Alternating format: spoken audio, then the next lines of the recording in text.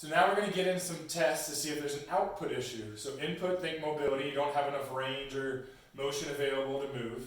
Output is you don't have the stability of neuromuscular control. Again, we're looking at the overhead squat pattern. So a lot of it is flexion control of the lower half and extension control of the upper half. So I call these dorsiflexion rock backs. But the idea is I'm going to go a kneeling dorsiflexion stretch. And that range of dorsiflexion that I have, I'm going to try to actively maintain as I rock back. So I'm doing a stretch to start, but then I'm doing a little bit of activation to begin.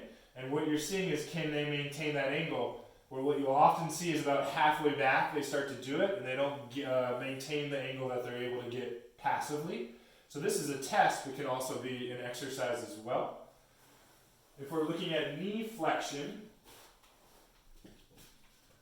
you can wind up knee flexion in a half kneel position. And again, we're just seeing, does the brain know how to recruit the flexors, which would be the hamstrings? I could take up into more end range flexion. And I want to see is, can they lift the foot off the pad without arching their back? You could also do this in simple standing.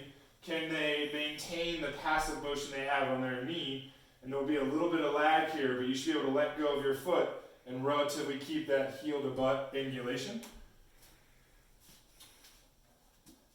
The other lift-off test that we're doing, really, again, just testing end range strength or activation, would be like a hip flexion lift-off, where I can get the wall or whatever you're using at end range hip flexion.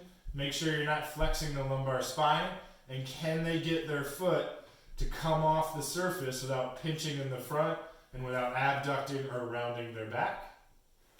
And the last little output test or neuromuscular control test that a lot of people are going to struggle with is, can you actually get shoulder elevation without cheating through your spine? So we're going to go quadruped. We're going to try to lift the arm up over our head without rotating our trunk, without arching our back. And again, just teasing out, can the shoulder move without the trunk moving?